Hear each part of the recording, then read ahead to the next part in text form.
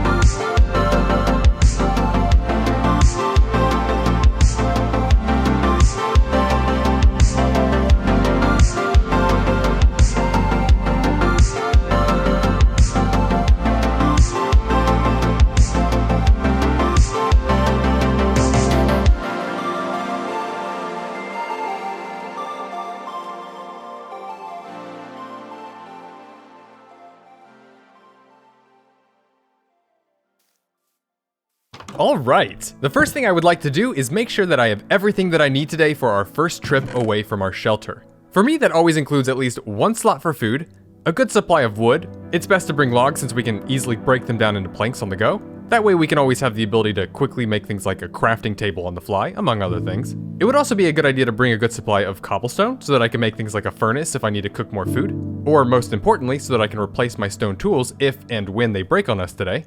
I also think it's a really good idea to always bring some kind of building block, preferably something that I can easily place and break by hand without needing to expend the durability on my tools. So I will also bring along some dirt. I'm going to bring all of my tools, I actually do plan on using all of these today, and all of my torches so that I can light up some of the surrounding area when it inevitably gets dark on us. I'll go ahead and bring the remainder of my charcoal as well. And if I had the materials to craft a second bed, I would also bring one of those. But I do not, so I'll just have to keep an eye out for some more sheep. So one of my goals for today is to get a good feel for the area that surrounds both our shelter as well as our world spawn. It's always a good idea to be mindful of where things are relative to where we've decided to set up our things. The more familiar we are with our surroundings, the less likely we are to get lost and the more likely we are to be able to find our way. This world is our home now, so wherever it is that you happen to find yourself within this vast multiverse of Minecraft, it's important that you have a deep familiarity with where things are throughout your world. I think the best way to do this is to first find a bit of high ground, a place where we can develop a good vantage point to scope out some of the surrounding area. Nothing too high, just high enough so that we can get a good view. For me, I think that's going to be the top of this large hill. Although I do want to be very careful because some of these snow-filled peaks can sometimes contain hidden layers of powdered snow, which I do not want to fall into.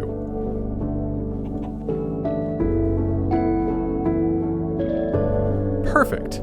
Now, depending on where you are, there's a good chance that you're not going to have any natural high ground like this. So another option we have is to use our easy to break building blocks to pillar up off of the ground. Facing downward, we can jump and quickly place down the block we're holding so that we can land directly on top of that newly placed block. And what's great is that if we just hold down both the spacebar and right click at the same time, we can quickly move upward one block at a time without really needing to time anything. And very quickly we can get to a place where we have a very good view of the world. As you can imagine, we could use this method to achieve some pretty great heights. Only we should be very careful because if we were to fall, we would almost certainly die. As a safety measure though, if I press and hold the shift key, my character will begin to crouch. In Minecraft, this concept is known as sneaking. And while holding the shift key, I can move near the edge of a block, as scary as this may be, without falling off. That way, while we're up here, you can move around safely. Anyway, this method is a great way to get a good perspective of the world, but it could also be very effective for getting to places that may potentially be out of reach. So it's a great skill to keep tucked away in our tool belt for later.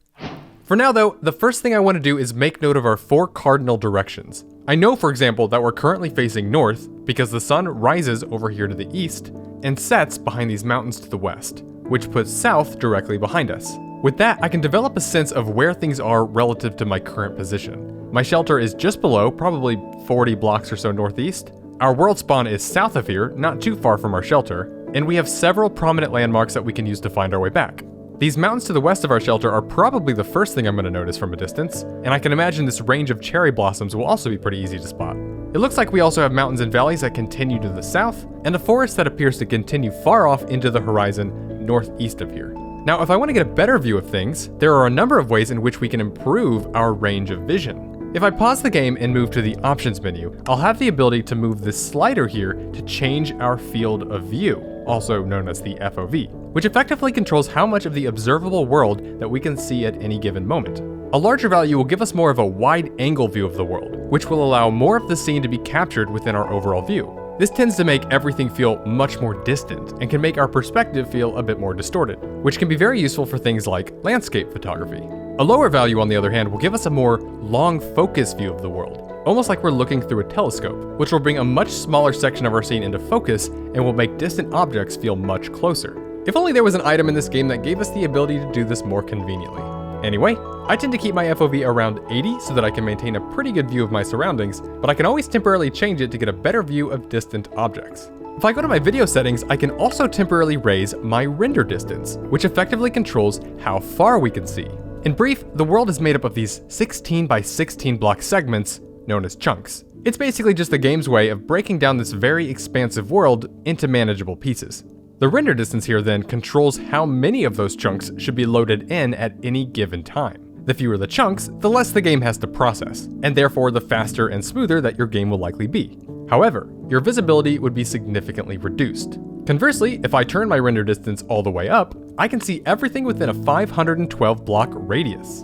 However, this is going to put quite the strain on my PC, which means that my FPS is going to drop, and my game is probably going to lag a bit. Even so, I can use this method to temporarily improve my view in order to further scout out points of interest from a distance. And I already know I would like to explore the forests off to the north. So I'll go ahead and bring my render distance back down a bit, slowly break down this pillar by hand, and then set off on our journey north.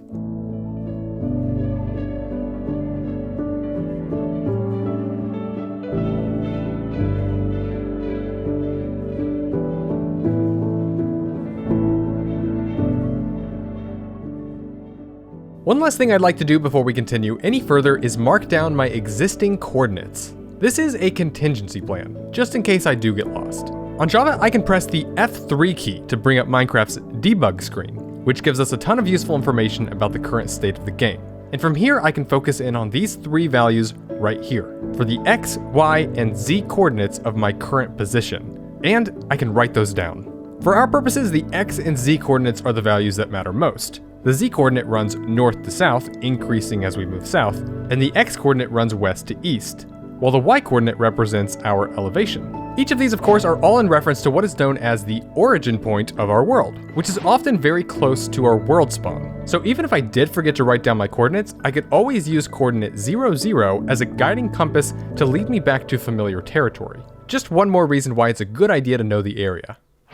Now, let's dive in and begin to explore the forests of Minecraft. The forest itself, sometimes referred to as the oak forest, is just one of the many beautifully complex biomes that we can discover throughout the overworld. It is by far the most common biome in all of Minecraft, making it a great place to begin a new world. With its abundance of wood and livestock, it very well may even be the perfect place to set up your first shelter. However, the thick density of trees could make it somewhat difficult to find your way around. These forests are full of a diversity of plants and animals, and are home to a high density of oak trees, and also contain a small scattering of birch. Now, we've already helped ourselves out to plenty of oak wood in this world, but if we were to chop down one of these birch trees, we will unlock access to an entirely new type of wood, and all of the unique crafting recipes that come with it. This is another one of my goals for today. Different wood types are going to give us access to a larger palette of blocks to work with as we ease our way into building. So I would very much like to find at least a good handful of different species of tree to add to our wood collection as we go. But I am getting ahead of myself. There is a lot more to these trees than just the species that they belong to. They also come in several different shapes and sizes. The standard and most common oak tree is fairly small and contains just a few layers of leaves that take on the following shape. This applies to the birch tree as well. They do vary in height though, with each growing anywhere between 4 to 6 blocks tall, while birch trees can grow a little bit taller, up to 7 blocks tall. But here's where things get interesting, because some oaks can rarely grow into what are known as fancy oaks. These oak trees grow much greater in size, and based on the way they generate, can come in several different configurations. That's because, unlike all the other oaks, these trees form branches that spread outwards as we move up the tree, which gives us a lot of variable outcomes, making each one feel sort of like a snowflake. It's very unlikely you're going to see the same one twice. So personally, I tend to avoid chopping these down whenever I can. They make for great scenery, and in my opinion, they really bring the forest to life. Instead, I prefer to gather my oak wood from the simpler ones that lay low to the ground. Plus, they're also just generally easier to harvest anyway. There is, however, one variant of the fancy oak that will fail to form any branches at all, resulting in what's known by the community as a balloon oak. And this actually tells us a lot about how these trees are supposed to generate. This spherical balloon shape here that we see in the leaves is supposed to form around each individual branch point throughout the tree, overlapping each other as they do to the point where you can no longer see that shape anymore, which is ultimately what makes the fancy oak feel so well-rounded and full. Pretty neat, huh? But with the balloon oak, because it fails to form any branches, it just generates that shape once. And what we're left with is a tree that takes on the shape of a balloon. So the forest here is really our first introduction to a concept in Minecraft known as a biome.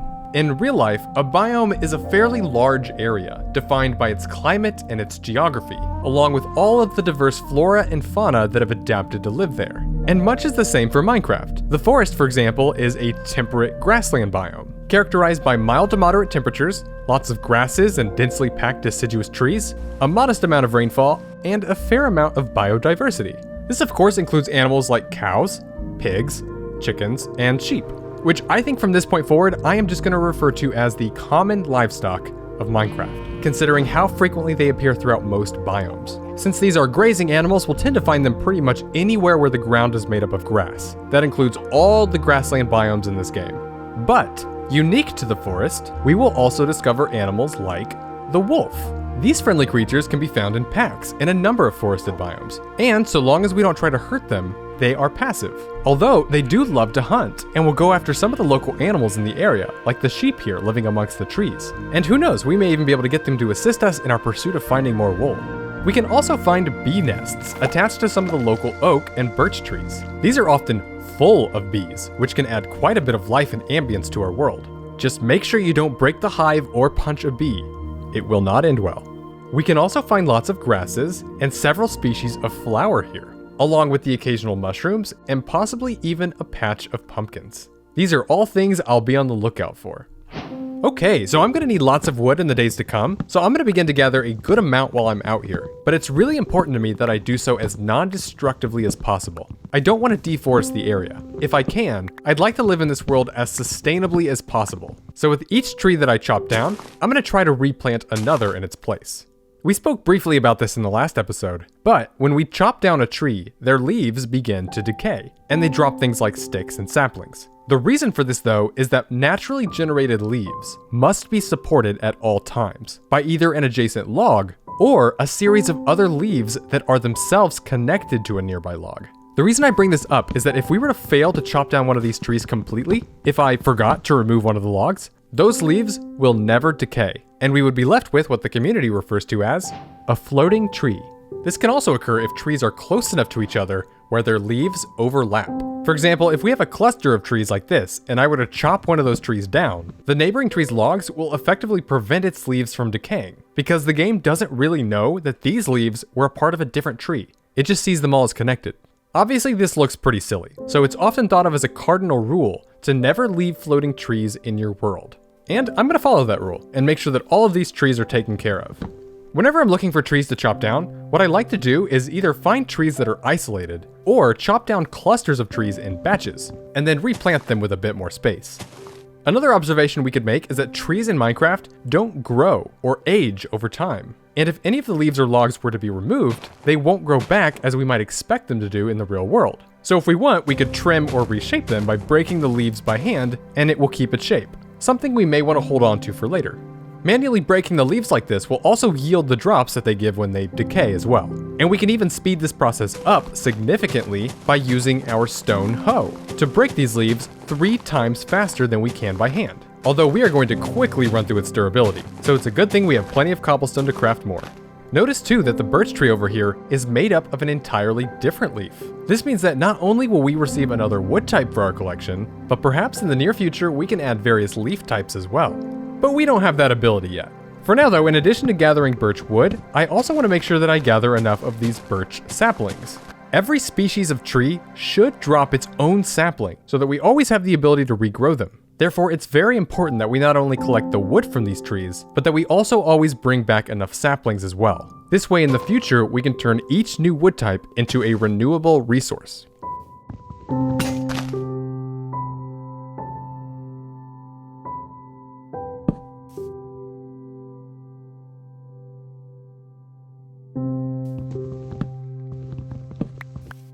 Oh nice! It looks like we just received some of our first apples as well.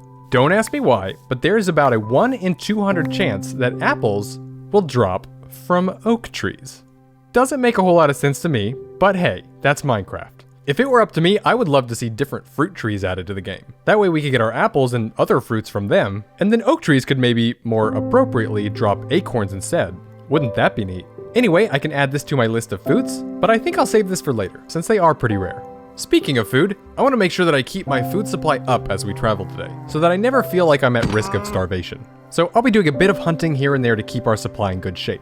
Again, I don't want to hunt any of these animals to extinction, so what I'll do is I'll try to be mindful of the population in the area, and only hunt any given species if I know there are plenty of others around. I think it's a pretty good plan moving forward. This is also a great opportunity to hunt and gather some of the other animals and items that we haven't obtained yet. Like for example, the chicken. Of the 4 common livestock, the chicken here is a source of raw chicken, and will sometimes provide us with its feathers. They can usually be found in small groups of 4, clucking and wandering about aimlessly, and, unique to the chicken, they will periodically lay their eggs, which interestingly enough, we can throw. This is actually the first throwable item we've discovered so far. They won't deal any damage, so we can throw one at a chicken here, and it'll be fine. It'll just get knocked back a bit. But more importantly, when the egg lands, there will be a 1 in 8 chance that it will spawn a baby chick. This is a little bit of a sneak peek into one of the ways in which we can repopulate an area and bring new life into the world. And given that adult chickens will lay an egg roughly every 5 to 10 minutes, this means that we could use this method to continually produce chickens without needing to dive into a more involved mechanic known as breeding. And that is something that we will have to save for a future episode.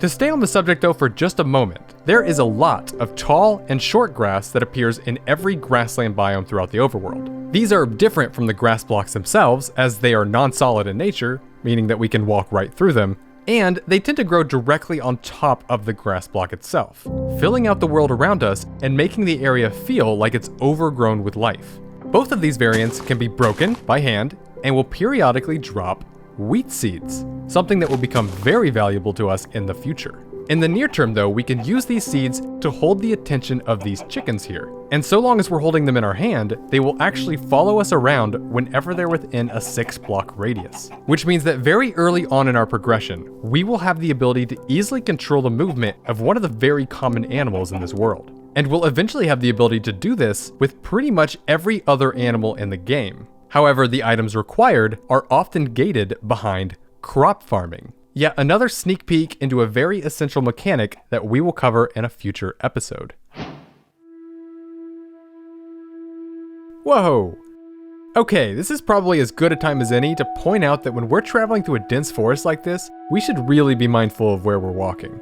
Holes, canyons, and even lava lakes can seemingly appear out of nowhere, and if we're not paying attention, we could very easily slip and fall to our death. I think I'll place a torch down to mark it. In forests, we can also commonly find these areas where the top layer of grass has been stripped away by erosion, leaving us with a small basin of exposed stone. This isn't necessarily a hazard to us, but it is a great way to grab some easy access to stone when we're on the go, especially in a place like this where stone may otherwise be scarce.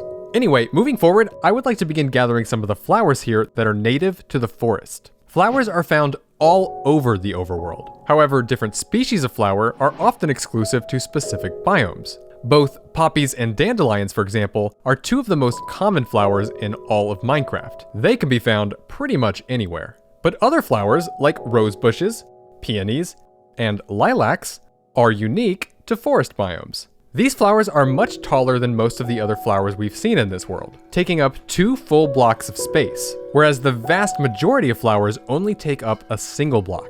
Like grass, they're considered non-solid, so we can walk right through them, but unlike grass, when we break them by hand, we can actually pick up the flower and take it with us, unlocking some useful new recipes in the process.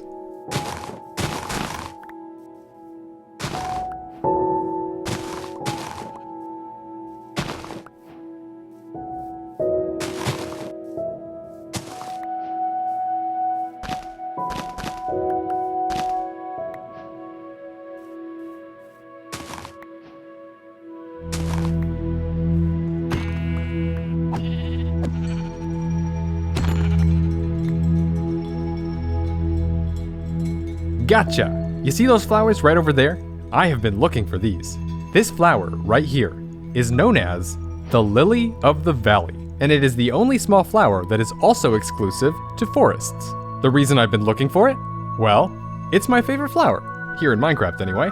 Plus, in my experience, these flowers always seem to be really hard to find. Because they're found exclusively in densely packed forests, and they're fairly small in size, they can be pretty difficult to spot through the trees. Not to mention they're white, so they kind of blend in a bit more than the taller flowers, which contain more color to help them pop and stand out amongst all the green. So for this reason, I always gather as many of these as I can, and perhaps later I can use them for some decoration. While we're on the subject of flowers, I should mention as well that there is one other variant of the forest that is home to nearly every flower in the game. Appropriately named, it is known as the Flower Forest, and it contains a much larger frequency and biodiversity of flowers. That makes this a great destination if we desire an abundance of flowers, and subsequently the recipes that we may desire from those flowers. It also contains fewer trees and less grass, but is inhabited by nearly 10 times as many bees.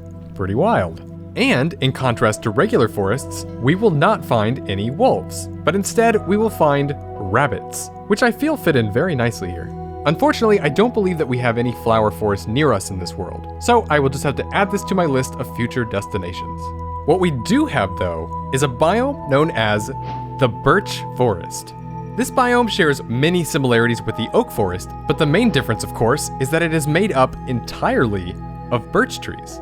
And because birch trees are slightly taller on average than their oak relatives, this makes it a little easier to navigate without leaves constantly obstructing our way. It also just creates a very different vibe. The ambience here of being surrounded by birch feels very different from all the oak we've been around. It feels really good to be here. In fact, depending on the vibe you're looking for, this may be the perfect place to start building your first home. And because this is also a temperate grassland biome with lots of deciduous birch trees, we can find plenty of common livestock here, a plethora of bees, and all the flowers indigenous to forests. No wolves though. Oh nice, and it looks like I'll even stumble upon my first pumpkin patch. This is not, by the way, exclusive to the birch forest. They actually grow in patches throughout all the grasslands of the overworld, meaning that much like common livestock, we could find these almost anywhere. I'll grab a few for now and leave the rest.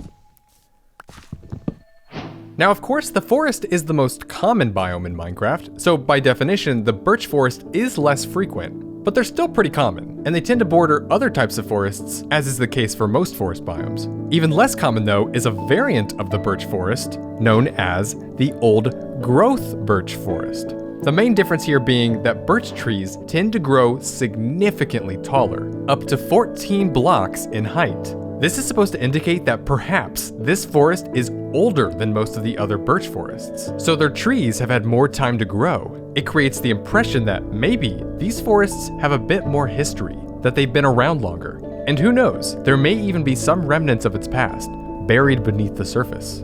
This biome is definitely at the top of my list to visit in the future. There's just something about the way that taller trees in Minecraft add to the natural feeling that a forest is meant to imbue. A lot of the trees in this game do tend to lay lower to the ground on average, but forests in real life are layered with trees that tower above you, making them feel like a more natural part of the world, like they're an intrinsic part of the environment. So yeah, for many reasons, I find this biome very pleasing to be in. By the way, a lot of times, the old growth variant of these forests, instead of directly bordering regular birch forests, will be separated by various terrain features, like rivers or meadows, so that they can remain separate and distinct. So if you're looking for one, a river separating two sections of a forest may be a useful indicator that an old growth birch forest is on the other side.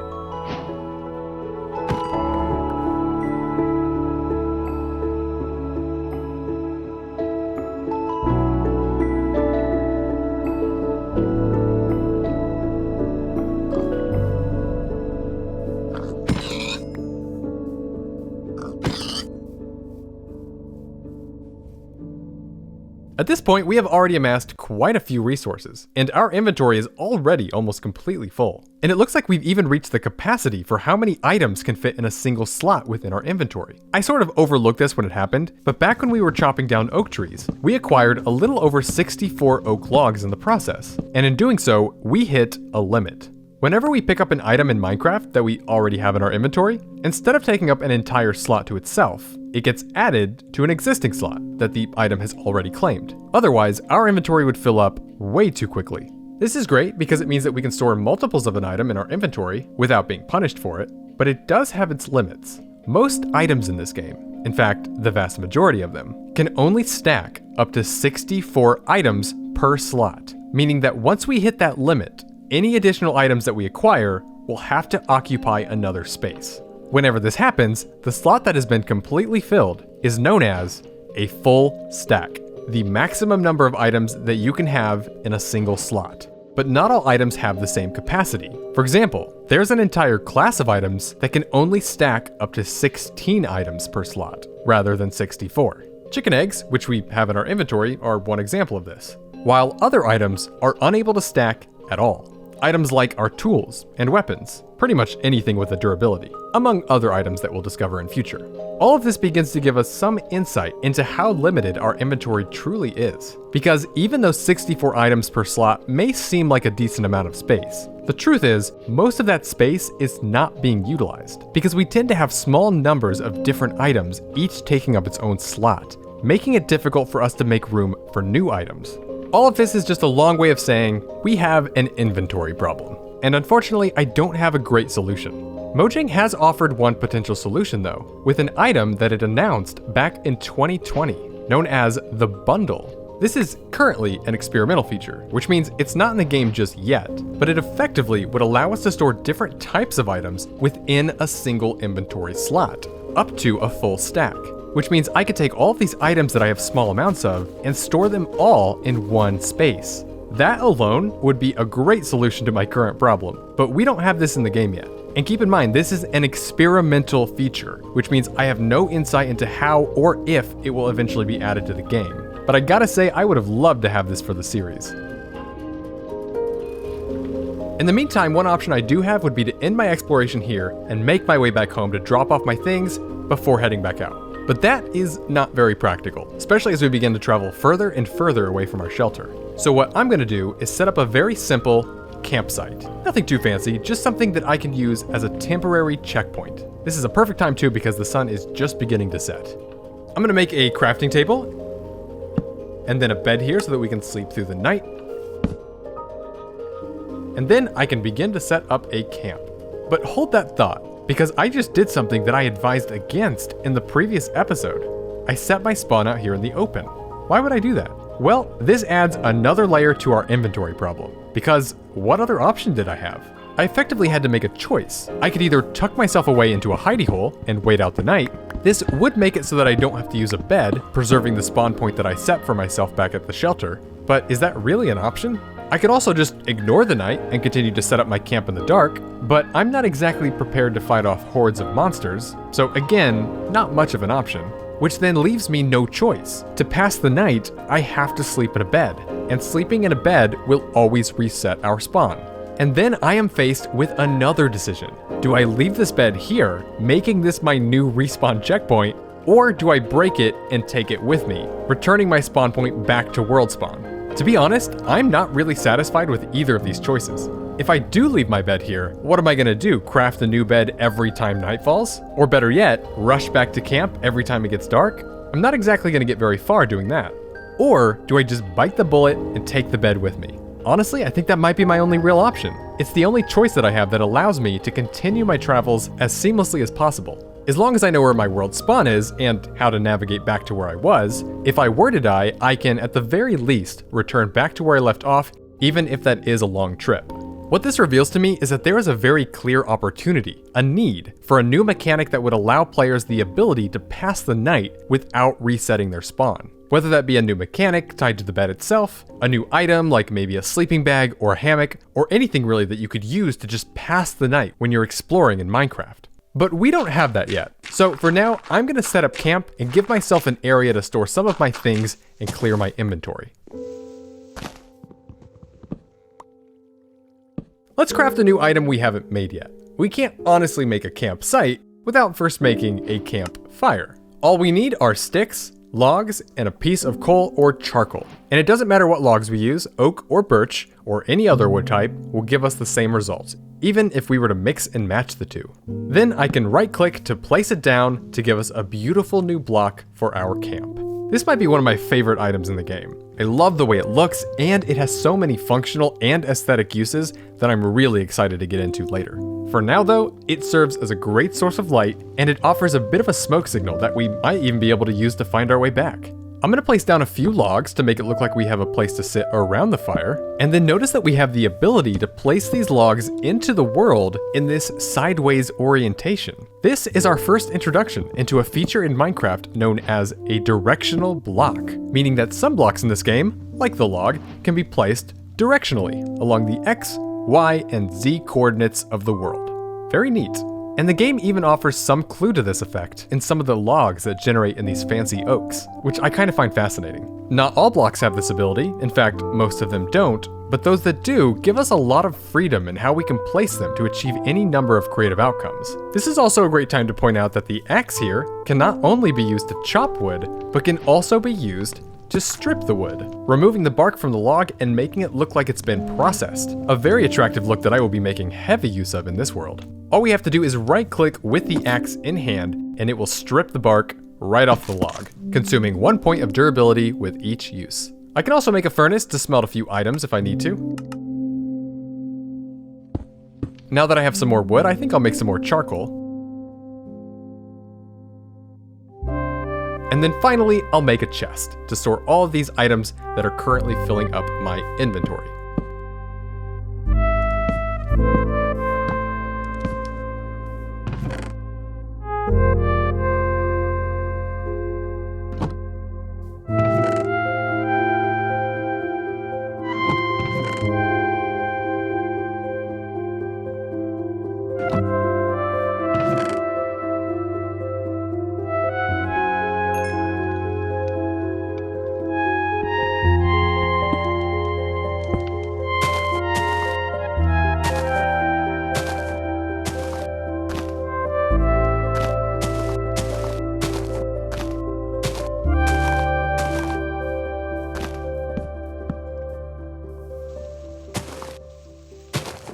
Let's move on. I've cleared most of my inventory, placed some torches down to keep the area lit, and even added some flowers to decorate the camp.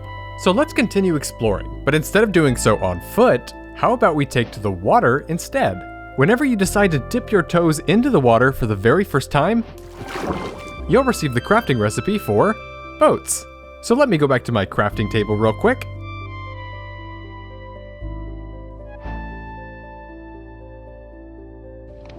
And there it is. But hold on a minute, because it looks like we have some new options. Some of the recipes over here appear to be cycling through what looks like different variations of the item that we're trying to craft. And if I hover over one of those items, we can see that this is the case. So what's going on? Well, it looks like now that we have two types of wood, oak and birch, a new concept has suddenly been revealed to us, which is that some crafting recipes in Minecraft have different patterns for variable outcomes, meaning that if we use different materials, we'll get different results. I like to refer to these as our variable crafting recipes, where the recipe is not only dependent on the type of items being used, but also the different variants of those items. So if I hover over the recipe for the boat here, I can wait as it cycles between oak and birch, and then click when it reaches the pattern that I'd like to use. Or if I don't want to wait, I can right click on the recipe and then select the pattern from a little menu that pops up. And notice, if I try to mix and match different types of planks, the recipe no longer works. This of course is in direct contrast to what I like to refer to as our universal crafting recipes. This includes items like the campfire, the crafting table, chests, and even sticks, where regardless of which type of plank I use, I will always get the same result. I can even mix and match different materials, and it will still work all the same. I love it. Okay, so let's make a boat, and let's make it out of birch. And then, with boat in hand, we can right-click on the water to place it into the world. Now all I need to do is right-click on the boat itself, and we're in. Looking good. To sail the boat, we can continue to use the same keys that we've been using to move around, but they do work a little differently. Moving forwards and backwards is more or less the same, but turning the boat left and right makes use of the keys that we would normally use to strafe left and right. So normally the left and right keys move us sideways without actually turning our character, so we remain facing forward as we move side to side. And then to actually turn, we use our mouse. So the mouse becomes the critical control that we use to steer our movement.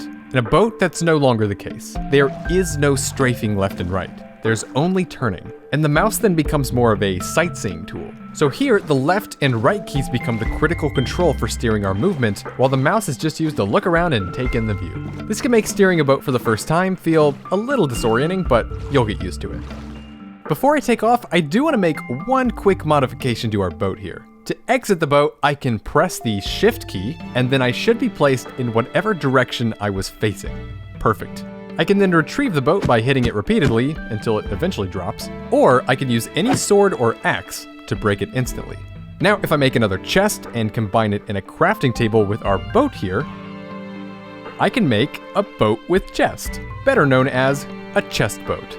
And this beautiful item right here will make it so that we can take a chest's worth of inventory with us on the go. And then we can access it by opening up our inventory while we're in the boat, or by holding down the Shift key, sneaking, and right-clicking on the boat while we're standing next to it. I will say this does help our inventory situation a little bit, but only if we choose to travel by water. And that is the plan. One of the best parts of traveling by boat is that we can make really good time, moving at about twice the speed of walking on land. And because we're currently traveling by river, we can travel pretty seamlessly, although turning the boat is still kind of a pain. Rivers themselves are just another biome that we can come across in Minecraft. They are aquatic freshwater biomes, and they're pretty common. Here we can find a plethora of salmon and squid, seagrass forms a lush carpet along the riverbed, and towering stalks of sugarcane will dot the riverbank. This item here will be very important to us later, so I'll go ahead and grab as much as I can, making sure to leave the bottom stalk of it alone so that it can continue to grow out here in the wild. I will also take this opportunity to acquire some salmon. I mentioned this in the last episode, but salmon are easily one of the best sources of early game food, because even though they may not restore a whole lot of hunger, they spawn in large quantities and they can be easily killed with a single strike of a sword. Plus, they respawn frequently, so we should be able to easily acquire a lot of it. We just need to be careful how long we spend underwater because I do not want to drown. Whew, that was close. There's even a small chance that they'll drop some bone meal, which will be very valuable to us later. The squid, I'll leave them alone for now. We should also be very vigilant here, because in the deepest, darkest parts of the river lies home to a variant of the zombie known as the Drowned. And these guys are very dangerous, so we'll want to keep our distance for now.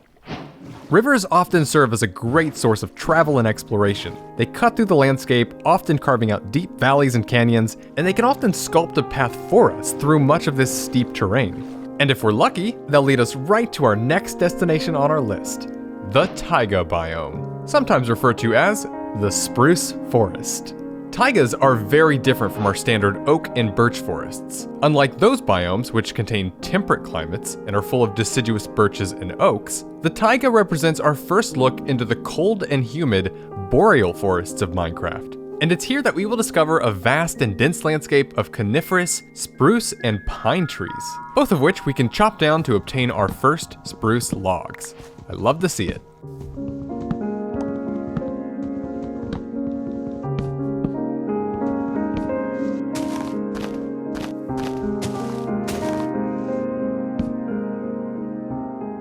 And of course, I want to make sure I pick up plenty of spruce saplings so that I can regrow them closer to home. Spruce wood is probably one of the most coveted wood types in this game. Not because it's rare or anything, taigas are actually fairly common, but because they are an extremely versatile building block. So it'll be very useful for me to gather a good supply. With that being said, one of the first things that we'll notice while we're here is this change of color in the grass and some of the other vegetation in the area. Notice that here, in the taiga, as well as many other colder biomes, the vegetation takes on more of this cool aquamarine color, whereas in the oak forest, it took on more of this dark, vibrant green. Even more subtle, the birch forest was a little less saturated compared to the oak, and back at our shelter, it was much more vibrant. All of this is due to the nature of biomes themselves, where the overall climate is meant to be reflected in the coloration of the environment. And that color is what makes a biome like the taiga actually feel colder, or in some cases, warmer.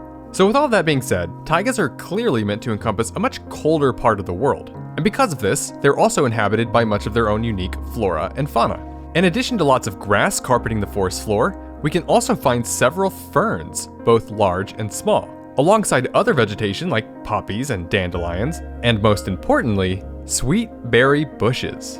And do my eyes deceive me? They do not. Right along the riverbank, it looks like I'll be able to get my hands on some right away.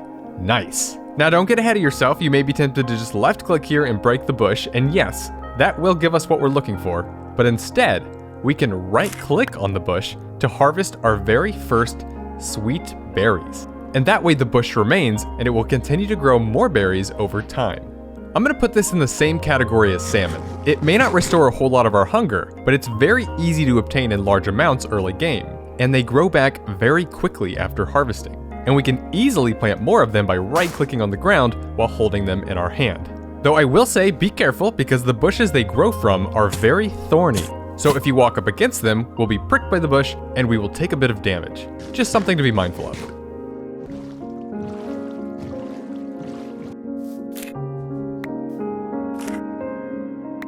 Okay, let me see if I can find a way up here so we can get a better view of this forest. I should be able to work my way up the side of this hill by carefully jumping from block to block. Perfect. Now, in addition to searching for sweet berries, I am also on the lookout for some of the local animals. We can of course find plenty of common livestock here. Wolves can be found in packs throughout the forest, and rabbits are also commonly found here. Although we may have a hard time finding rabbits and sheep because the wolves love hunting them for food. To add to that list of predators, we can also find foxes, specifically the red fox. Foxes are a wonderfully complex animal in Minecraft. We can often find them sleeping in the shade, curled up in a ball to stay warm, and if we get too close, they will instantly flee. By default, they do not trust us. If we, however, hold down the shift key to sneak, then we can get a little bit of a closer look.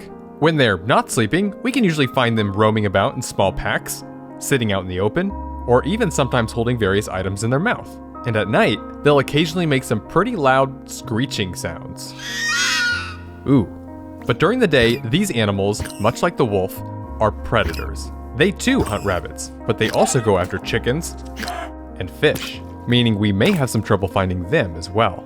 They also enjoy eating sweet berries, running right up to the bush itself for a quick snack. But unfortunately for them, they are also prey. Because it turns out, in addition to hunting rabbits and sheep, wolves will also hunt foxes. And if one gets too close, they will flee for their life. And that's just the tip of the iceberg. We'll have to come back to these little guys in the future. But for now, this actually makes the taiga one of the more interesting ecosystems in the game. All these interactions between all the plants and animals in the area make it all feel like a real ecological system. It's pretty cool. Now let's refocus on the trees here. The taiga is one of the only places where pine and spruce trees can be found. We can distinguish them by their shape. Spruce trees tend to have this cone structure, with leaves that grow in these discrete rows, which is very different from the more spherical arrangement that we saw in birches and oaks. They also grow pretty tall on average, up to 12 blocks in height, giving the taiga a sense of age, almost like we're being engulfed by the history of the forest. Pine trees, on the other hand, are shaped a bit more like an arrow, with only a few leaves at the top, very different from the Christmas tree shape of spruce trees, and they're just a little less common. Add to the fact that both of these variants can further grow in a number of additional shapes and sizes, and the taiga very quickly becomes one of the more robust forests in the game. And with all the wood, wildlife to hunt, and sweet berries to gather, I would say that this is by far one of the most ideal places to begin a new world, although they can be somewhat difficult to navigate. The taiga, though, does not stand alone. We can also find 3 additional variants, 2 of which are known as the old growth taigas. That includes the old growth spruce taiga and the old growth pine taiga. And just like the old growth birch forest, these biomes contain much larger trees. Much larger. Up to 30 blocks tall. And this is the first time we've seen a tree where the trunk is 2 by 2 blocks thick, making these trees feel like absolute giants. Now obviously, the difference between the two is that the old-growth spruce taiga is made up of these mega spruce trees, which are clearly just scaled-up versions of the spruce tree, while the old-growth pine taiga is made up of these mega pines, although both biomes will still have a small handful of normal spruces and pines. On a more practical level, this makes these biomes an incredible source of wood, and the abundance of leaves means that we will obtain more saplings than we'll know what to do with. But on an ambient level, the old-growth taigas instill this overwhelming sense of timelessness, like we're standing in a place that's been here for centuries. And the environment here takes things to a whole nother level. The ground is made up of large swaths of podzol and coarse dirt. These large forest rocks can be found embedded all over the forest floor. Dead bushes can be discovered alongside most of the other vegetation, and mushrooms are much more common here. This is a place I absolutely want to visit in the near future, but for now, we'll just have to add it to the list. And while we're on the subject, we can also add the snowy taiga to that list, which is very similar to the taiga itself, but of course, is covered in snow. The extreme cold here is mainly what sets it apart from the regular taigas. Snow layers cover most of the ground and trees, exposed water is often frozen into ice, and because they're much colder than taigas, they can usually be found near other snowy biomes. The most notable difference though is that instead of finding red foxes here, we will find white foxes, which I personally like to refer to as the Arctic fox. The only difference being that its white fur coat helps it blend into the snow. Okay, there's just one more biome that I'd really like to find. I just need to first find my boat. There it is, and then make my way down safely. This is where the chest boat becomes very handy. I can just unload everything and keep moving. And this could be a while. I have no idea where this next biome will be yet, so my plan is to stick to the water and just follow the forests. And if I'm lucky, I will eventually find what I'm looking for.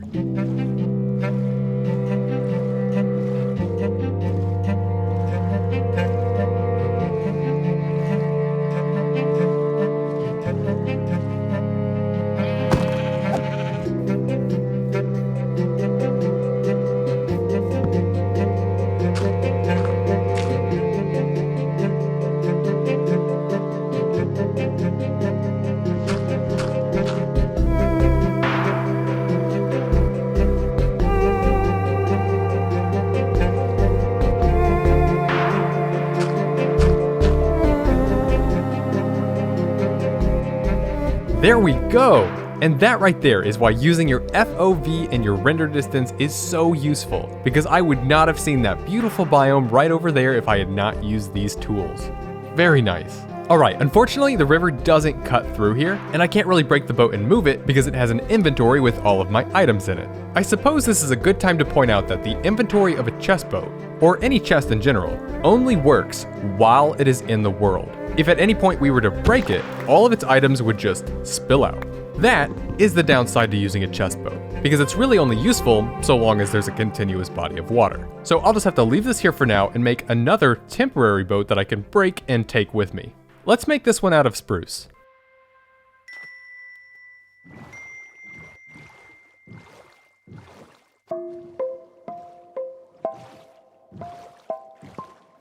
And on that note, we can finally sail the rest of the way to the Dark Forest, also known as the Dark Oak Forest, named for its many dark oak trees. The Dark Forest is yet another temperate, humid biome. And here, the dark oaks are so densely packed that its canopy of leaves block most of the light from reaching the forest floor, making the forest just dark enough in some places for hostile creatures to spawn during the day.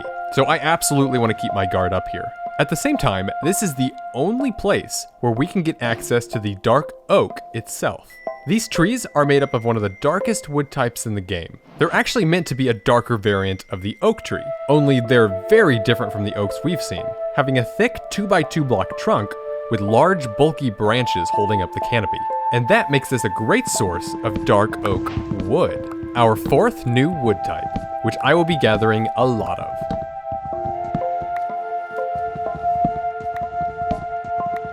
By the way, because this is technically a darker variant of the oak tree, its leaves will also have a small chance of dropping apples, just like its oak relatives. So I'll keep an eye out for them, but really, what I need to collect are these dark oak saplings.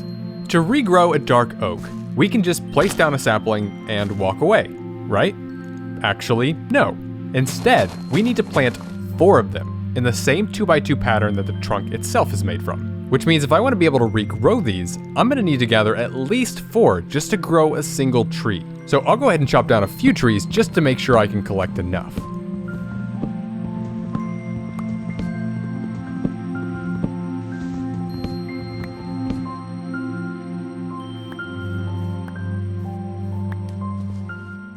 Perfect. Now, in addition to finding dark oaks, we can also find a small scattering of birches and oaks. And if we were to make our way deeper into the forest, we'll even find these large tree-like mushrooms growing here. And they are huge.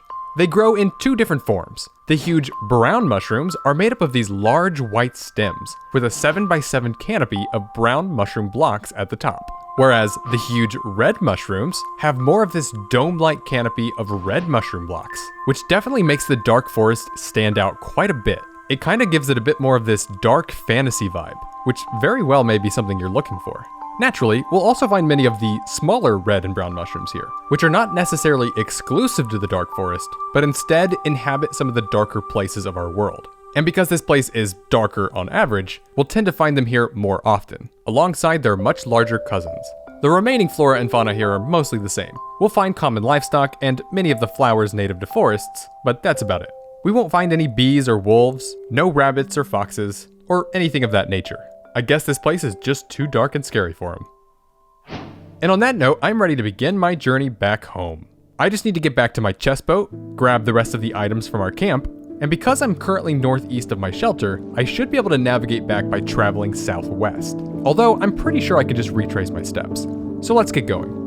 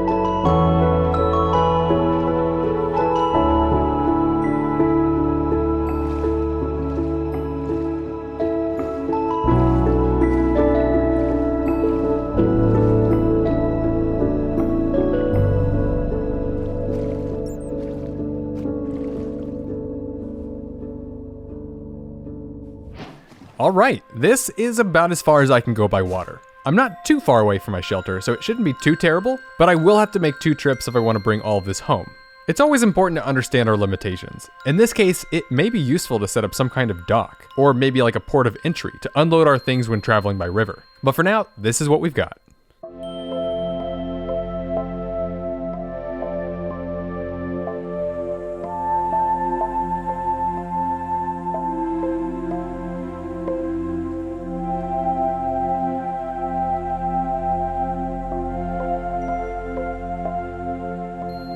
It feels good to be home. Although we still need to do a lot to this place to make it actually feel like home. And our expedition today certainly helped us prepare for that. We have plenty of new wood types to add to our selection, and saplings to regrow them, flowers and other vegetation that we can use for decoration, and a good variety of food options to sustain ourselves as we continue forward.